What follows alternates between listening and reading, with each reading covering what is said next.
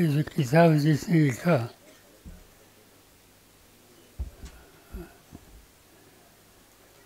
ये 654 डॉक्टर अब्दुल फारूकी नूर उल हसनैन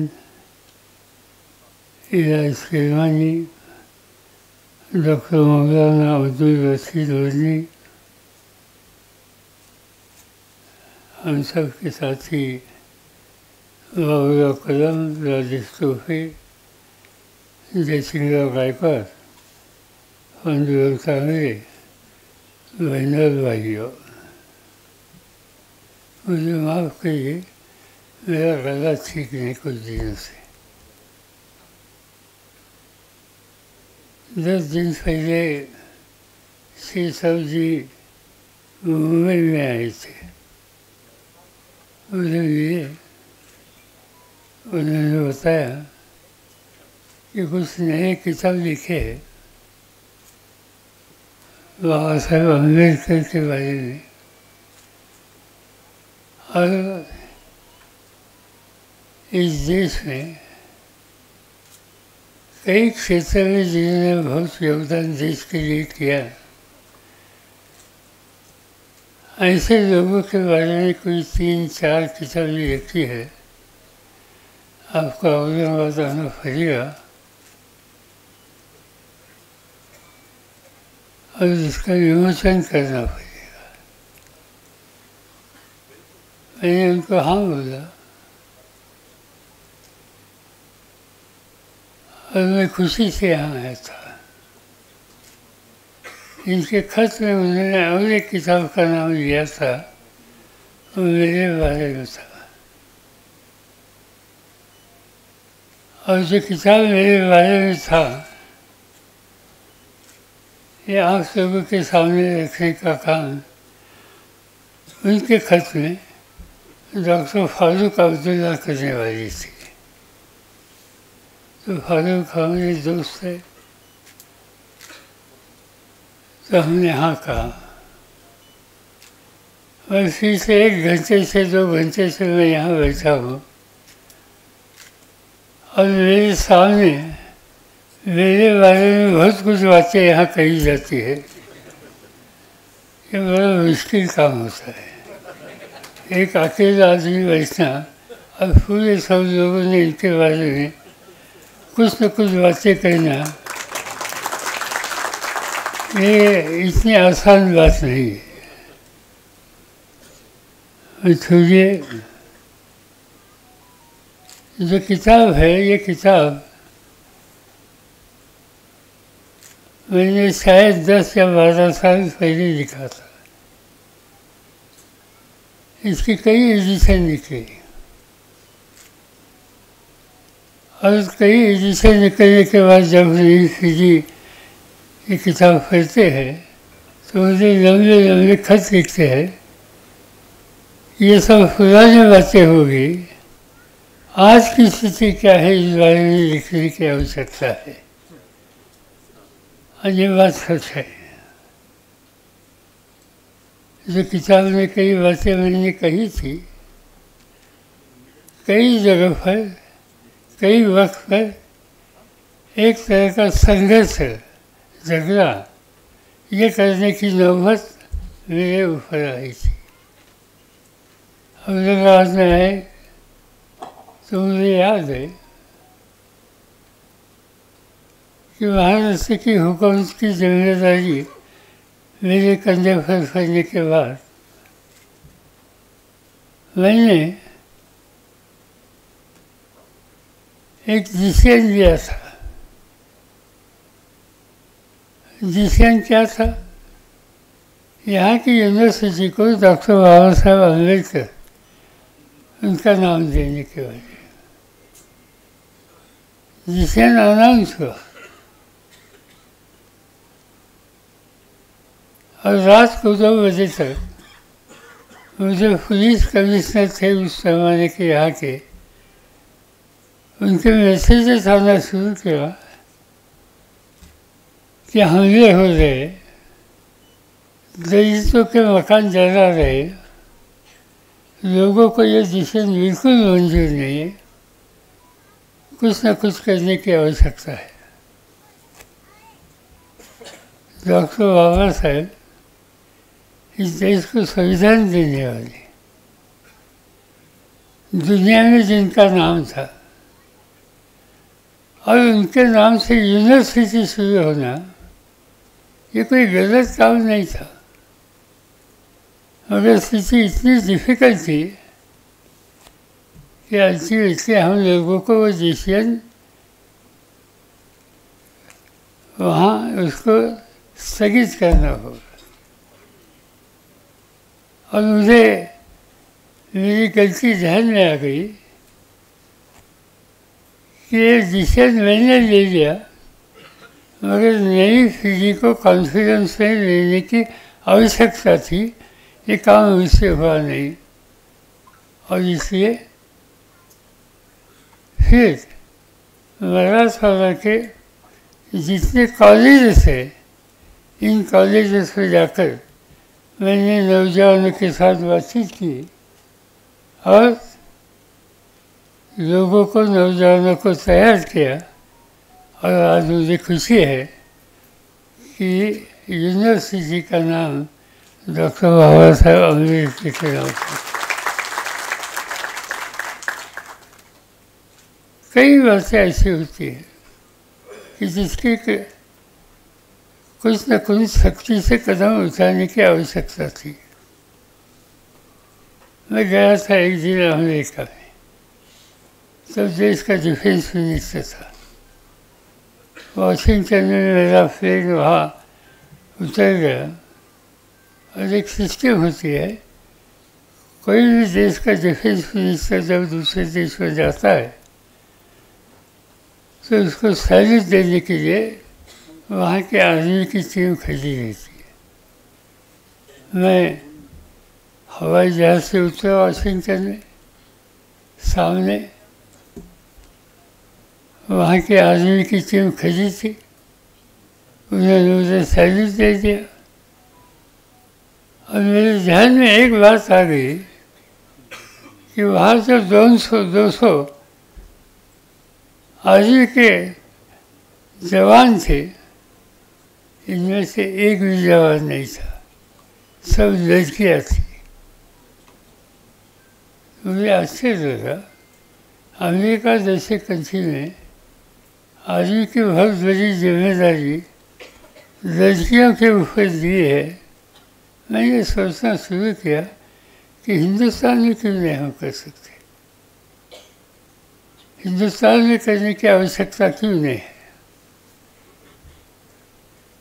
एक सिस्टम होती है डिफेंस मिनिस्ट्री में, हर मंडे को सुबह 9 बजे डिफेंस मिनिस्टर के चैम्बर में, ऑफिस में 4 लोग बैठे हैं, army chief, navy chief, air force chief और डिफेंस सेक्रेटरी और डिफेंस मिनिस्टर।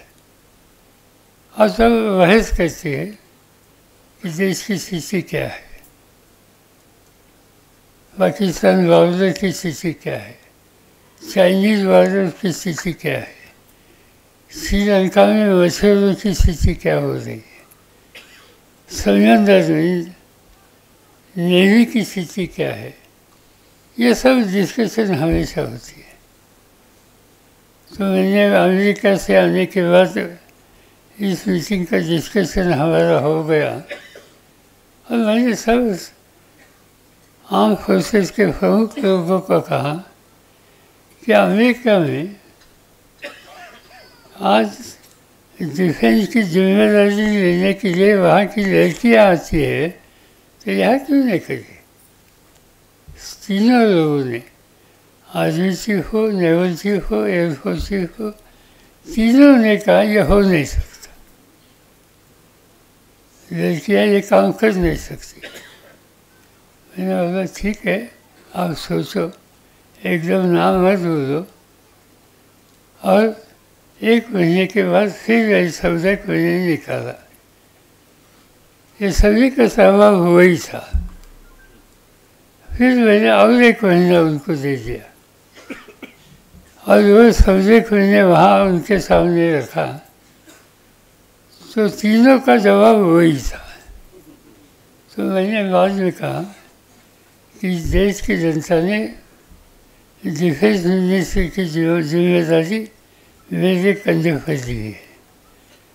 डिसीजन लेना ये मेरा अधिकार है और जो डिसीजन मैं लूँगा देश के हितों की रक्षा करने के लिए इसके अमल करना आपका फर्ज है।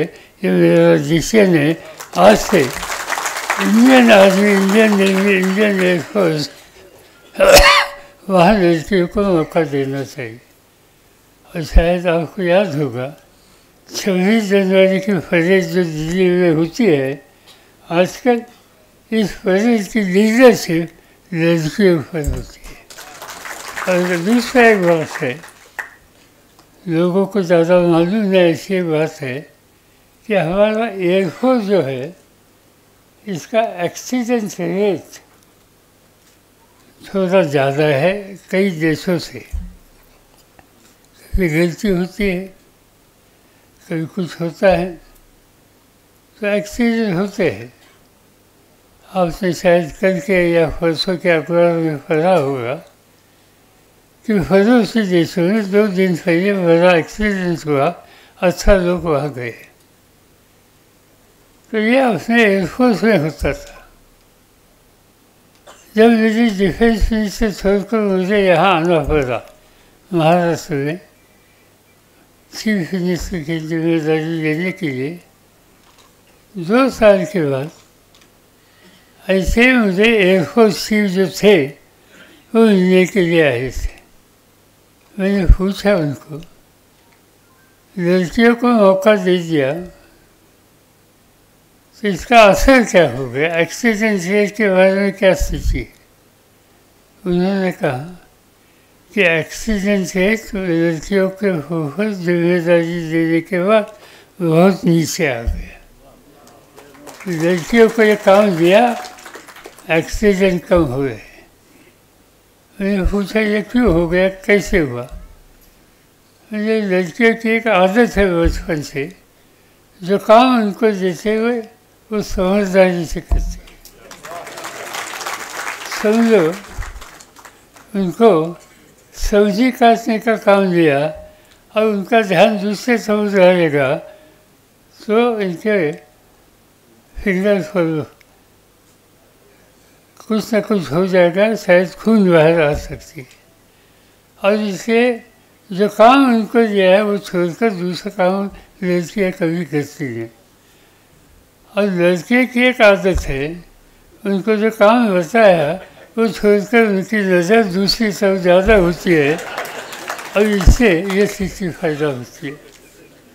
बाकी बात छोड़िए, मगर महिलाओं को आरक्षण देने का काम हमने जब किया तो शुरू में लोग नाराज़ थे, मगर आज मैं देखता हूँ कि कई क्षेत्रों में आज इस देश की लड़कियाँ, हमारी बहनें, हमारी माँ, चाहे वो जिम्मेदारी समझदारी से लेकर देश को एक तरक्की के रास्ते पर लेने के लिए अच्छी मेहनत करते हैं।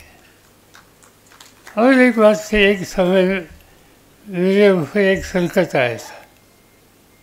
आप जानते हैं अपने राज्य में गणपति फेस्टिवल, गणेश उत्सव बड़े पैमाने पर होता है। और जब गणपति की जब उत्सव होता है तब गणपति विसर्जित करने का एक दिन होता है। और वो दिन चाहे होम मिनिस्टर हो या चीफ मिनिस्टर हो या डिफेंस वरिष्ठ अधिकारी हो, वो कभी सो नहीं सकते आराम से, आखिरी गणेश जब तक जाते नहीं तब तक। और उस दिन मैं सीएम था, आखिरी दिन था, मेरा ध्यान था पूरे महाराष्ट्र के सभी राज्यों के सभी जिलों में। और मेरे पास इंटीमेशन आई मधुबनी में कुछ न कुछ गणेश के जो मंदिर होते हैं ना, 1, 2, 3, 4, 5 इसमें आपस में झगड़ा था, मेरा मंदिर आगे जाएगा या तुम्हारा जाएगा, और इससे वहाँ फजूल नहीं झगड़ा था।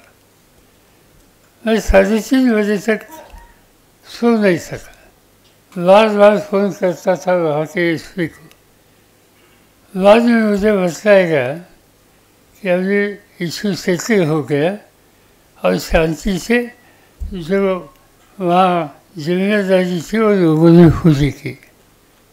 मैं सोने के लिए गया आराम से, और सोने के लिए गया 4 बजे थे, और मेरा दरवाज़ा खटखटाया। ऐसी बात सुनने के लिए मिला। रात को 1 बजे 4 बजे कौन मेरे दरवाज़ा खटखटाने के लिए आ रहा है? उसका देखा लाइट लगा कर कोई नहीं थे, मगर मुझे लगा ये तो अर्थक्वेक नहीं। तो अर्थक्वेक होने की शंका मेरे मन में आ गई। मैंने टेलीफोन किया कोयना में, कोयना नाम का जगह में, वहाँ एक जमाने में बहुत बड़ा अर्थक्वेक हुआ था, कई लोग मरे थे। तो वहाँ कांटेक्ट किया मैंने, और वहाँ मुझे बताया गया कि यहाँ कुछ नहीं हुआ, मगर भूकंप हुआ है महाराष्ट्र में, वो किलारी में हुआ है, लातूर के पास। तो मुझे अंदाजा आ गया ये कितना सीरियस है। मैंने ऑफिसर्स को उठाया, जगह हवाई जहाज़ तैयार करने के लिए कहा, और मैं सुबह 7 बजे लातूर में लैंड हुआ था। और लातूर में लैंड होने के बाद मैंने लातूर और आसपास के गांव में जाकर परिस्थिति देखी।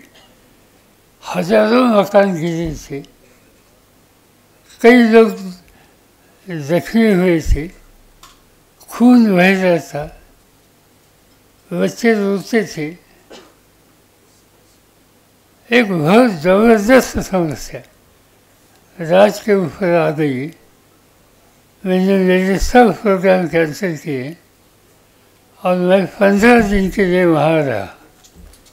और वहाँ रहकर हमने 1 साल में कम से कम 2 लाख से ज़्यादा नए मकान बनाए। जो रिहेबिलिटेशन करने की आवश्यकता थी, ये सब बातें पूरी की, और इसमें वहाँ की जनता कामयाब हो गई। मिलकर मेहनत करके ऐसी समस्या का सामना करने की लिए तैयारी रखी तो रास्ता निकल सकता है। ये बात मैंने लातूर के भूकंप के समय देखी थी। वापिस आ गया, चीफ मिनिस्टर के दफ्तर में बैठा था, 12 बजे थे, और वहाँ वाम व्यास का आवाज़ आ गया। वाम व्यास का आवाज़ आने के बाद वो सीएम की चैम्बर है, वहाँ से 1 फरलांग पर वो व्यास का आवाज़ आया था। वहाँ एयर इंडिया का दफ्तर था। तो आवाज़ सुनने के बाद मैं तुरंत वहाँ गया और देखा क्या चीज़ है। तो मुझे पक्का मेरे ध्यान में बात आ गई, यहाँ कोई ना कोई एक्सप्लोजन हुआ है। इससे पहले मैं देश का डिफेंस मिनिस्टर था, और इसलिए मुझे ये मालूम था कि यहाँ किसका इस्तेमाल किया गया है। एक RDX नाम का एक प्रोडक्ट तैयार होता है, बड़ा डेंजरस होता है। इस देश में एक ही जगह पर पैदाइश होती है, पूना के पास एक डिफेंस मिनिस्टर की फैक्ट्री है इसमें, और दूसरी जगह थी कराची में, वहाँ इसका प्रोडक्शन होता था। मैंने पूना की डिफेंस यूनिट जो इसको कांटेक्ट किया कि आज ये इसका प्रोडक्शन कितना किया है, कब से किया है। वहाँ के स्टाफ ने मुझे कहा पिछले 1.5 साल से यहाँ RGX होता नहीं। तो मुझे पता लगा यहाँ RGX होता नहीं। एयर इंडिया बिल्डिंग के पास RGX का इस्तेमाल किया गया है, तो कहाँ से आ सकता है। तो मुझे आशंका लगी कि ये कराची से आ सकता है। और बाद में पता लगा कि और 10 जगह पर ऐसे शोध हुई थी और सभी जगह पर वही RGX यूज किया था और वो RGX कराची में बनता था। तो मेरे मन में साफ बात आ गई कि एक साजिश है, पड़ोसी देशों से साजिश है और ये साजिश में ऐसी जगह का उन्होंने सिलेक्शन किया है। Air India building, Ganesh ji का मंदिर, तीसरा पासपोर्ट ऑफिस, चौथा गवर्नमेंट के और 2-3 ऑफिसेस। तो ये सब जगह ऐसी सिलेक्ट की है कि शायद इसमें 2 कौम में एक तरह का गलतफहमी पैदा हो जाएगी और आपस में झगड़े होने की संभावना है। मैंने सीधा जाकर टेलीविज़न पर भाषण दे दिया और कहा कि इतने जगह पर ये बात हो गई। और टेलीविज़न पर मैंने एक झूठी बात कही और वो झूठी बात मैंने ये कही कि मुंबई शहर में मोहम्मद अली रोड, वहाँ भी एक फौत हो गया, वहाँ कुछ हुआ नहीं था। मगर मैंने ये झूठी बात कही, इसका असर ऐसा हो गया मुंबई शहर के सब समाज के लोगों को ये अंदाज़ा आ गया कि ये मंत्रालय के पास भी हुआ और मोहम्मद अली रोड में भी हुआ। ये हिंदू मुस्लिम नहीं है, यहाँ कोई गलत आदमी ने किया है या गलत शक्तियों ने किया है और इसलिए मुंबई शहर बिल्कुल शांति रहा रखी, कुछ नहीं हुआ और इसमें हम लोगों को कामयाबी हो गई। ऐसे कई बातें हो सकती है कि इस किताब में शायद इसका कुछ न कुछ लिखा गया था। आज महाराष्ट्र 2 सेक्टर में आगे गया है। एक चीनी का उत्पादन देश में अपना 2 नंबर है और दूसरा बागवानी। एक ज़माना ऐसा था, मेरे पास एग्रीकल्चर यूनिवर्सिटी की जिम्मेदारी 10 साल थी, तो मैंने ध्यान दे दिया इस काम पर ज़्यादा। जैसे मैंने राष्ट्रपति भवन में जाकर शपथ ले ली एग्रीकल्चर मिनिस्टर की, घर में वापस आ गया, पहली फाइल सामने आ गई और एग्रीकल्चर सेक्रेटरी फाइल लेके सामने आ गए। मैंने देखा फाइल में क्या है। फाइल में लिखा था देश का अनाज का स्टॉक 3 महीने का है, इसमें जल्दी से जल्दी इम्पोर्ट करने की आवश्यकता है और इम्पोर्ट नहीं करेंगे, विदेश से नहीं लाएंगे तो 3 महीने के बाद इस देश में भूखमरी होगी। मैं दुखी था कि हिंदुस्तान एग्रीकल्चर कंट्री और अनाज की समस्या हल करने के लिए अमेरिका से अनाज मांगने की ज़रूरत मेरे ऊपर आ गई। ये बात ठीक नहीं, कोई चॉइस नहीं था, हमने इम्पोर्ट किया मगर ये चैलेंज मैंने स्वीकार किया। और 2 साल के बाद देश की स्थिति बदली। देश की स्थिति ऐसी बदली, किसानों को अच्छी कीमत दे दी, अच्छा सीड दे दिया, नई इसमें जो इन्वेस्ट करके इसमें काम करने वाले साइंटिस्ट थे उनको इनकरेज किया और उनको इनकरेज करके उनको पूरी ताकत देकर एग्रीकल्चर प्रोडक्शन कैसा बढ़ेगा इस पर ध्यान दीजिए। और कृषि बदली कि जो देश विदेश से अनाज लाता था वो देश दुनिया का 2 नंबर का एक्सपोर्टर बना। और आज चाहे गेहूँ हो, चाहे चावल हो, चाहे चीनी हो, आज दुनिया में 1 या 2 नंबर का उत्पादन करने वाला देश भारत है। और ये हो गया, इसमें कामयाबी हुई। बागवानी एक ज़माना ऐसा था, किसी ने ऑरेंज खरीदा या दूसरा फल खरीदा तो फलों से पूछते थे घर में कोई बीमार है। जब कोई बीमार होता था तब फल खरीदने की एक आदत हम लोगों को थी। और हमने हॉर्टिकल्चर मिशन नाम की एक ऑर्गेनाइजेशन शुरू की, यहाँ से शुरू की, औरंगाबाद से। औरंगाबाद और जालना, वो 2 एरिया में आता हूँ। मौसमी को क्या कहते हैं? मौसमी। वहाँ बड़ी अच्छी खेती थी मौसमी की। और वो देखने के बाद यहाँ हो सकता है तो पूरे देश में क्यों नहीं हो सकता, और बाद में देश में क्यों नहीं हो सकता। देश की जिम्मेदारी मेरे कंधे थी। और आज दुनिया में बागवानी आइटम के बारे में हिंदुस्तान का नंबर दूसरा है। इतना बड़ा प्रोडक्शन आज हम लोगों ने किया।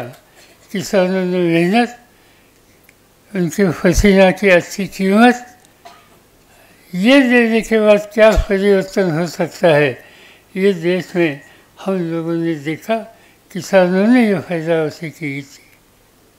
और इसके कई बातें ऐसी है कि ये किताबें आई है, नई बातें लिखने की सूचना कई साथियों देते हैं।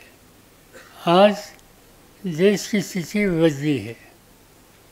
यहाँ चुनाव की बात की गई, क्या स्थिति थी? 4 महीने पहले, 5 महीने पहले जब चुनाव की परिस्थिति थी कि देश के प्रधानमंत्री, उनके साथी क्या बातें लोगों के सामने रखते थे? वो रखते थे, कई ऐसी बातें रखते थे कि देश के हितों की रक्षा इसमें होती नहीं थी। कई उनके साथियों ने कई जगह पर, हेगड़े नाम का उनका साथी था, पार्लियामेंट का मेंबर, उन्होंने बंगलोर में कहा कि हमें 400 सीट चाहिए क्योंकि हमें परिवर्तन करना है संविधान में।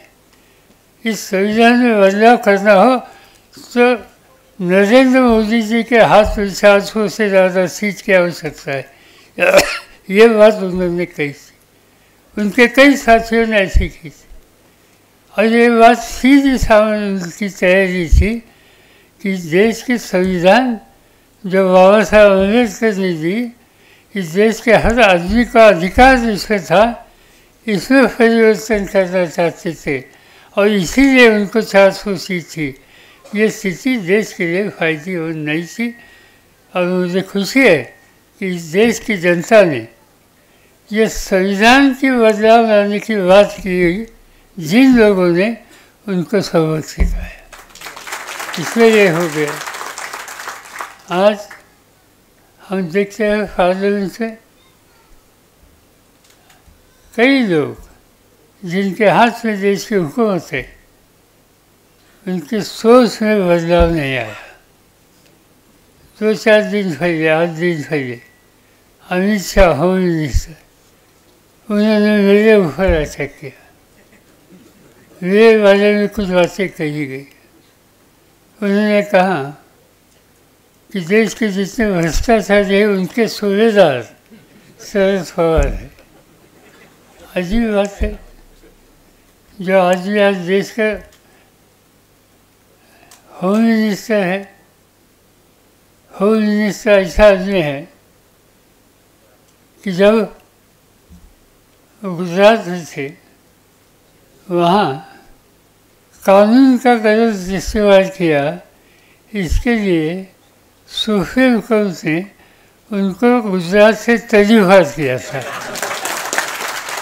जो आदमी जिसे सुप्रीम कोर्ट ने तर्जीहात किया था, वो आज देश की रक्षा करने की या देश के होम मिनिस्ट्री की जिम्मेदारी लेकर आज दे रहे।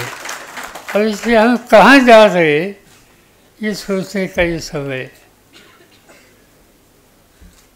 आज जिस तरह से इन लोगों के हाथ में हुकूमत है, ये कदम उठा रहे, मुझे लगता है कि हम लोगों को हमेशा सोचना होगा, ध्यान देना होगा, नहीं तो इस देश को गलत रास्ते पर लेने का काम आज के हुकूमत में बैठे वाले लोग 100% करेंगे। और इन सब बारे में हम लोगों को ध्यान देना होगा। अभी मैं कोई ज़्यादा समय लेना नहीं चाहता हूँ, इतना ही कहता हूँ कि ये किताब तैयार हुआ, किताब की जिम्मेदारी जो ली थी वो उन्होंने अच्छी तरह से यहाँ ली। और जिस बारे में आपने कई किताब के बारे में बातें, चाहे शेर साहब चौहान हो, बाकी साथियों से सुनी, इसमें कोई सुधार करने की आवश्यकता है। नई स्थिति फायदा जो हुई है वो लिखने की आवश्यकता है। मैं इतना ही कहना चाहता हूँ कि शेर साहब जी चौहान और उनके साथियों के साथ बैठकर इसमें जो कोई सुधार करने की आवश्यकता हम जरूर करेंगे। मुझे खुशी है कि अन्य भाषा में इसका ट्रांसलेशन हुआ है। आज उर्दू में हुआ, मैं तो उर्दू पढ़ नहीं सकता, मगर उर्दू समझ सकता हूँ। और इसलिए कम से कम समझने वाले भाषा में ये किताब यहाँ आ गया। और जिसकी जिम्मेदारी जो हमारे साथियों ने ली थी, इन सभी को मैं धन्यवाद दिलाना चाहता हूँ। एक ही बात जाते जाते तोहफे जी को कहना चाहता हूँ। तोहफे जी ने यह कहा कि हम शरद पवार की उंगली पकड़ कर आए हैं। ये स्टेटमेंट मैं बिल्कुल मानता नहीं हूँ, क्योंकि एक दिन एक स्पीच में ऐसा कहा था कि शरद पवार की उंगली पकड़कर मैं राजनीति में आया। इसलिए तब से मेरे उंगली पर मेरा पूरा भरोसा है। मैं किसी के हाथ से उंगली नहीं दूंगा। बाकी ठीक है, आभार।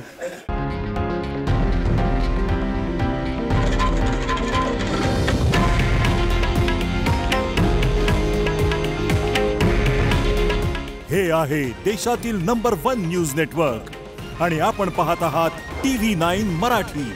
काळजी तुमची, हित महाराष्ट्राचं।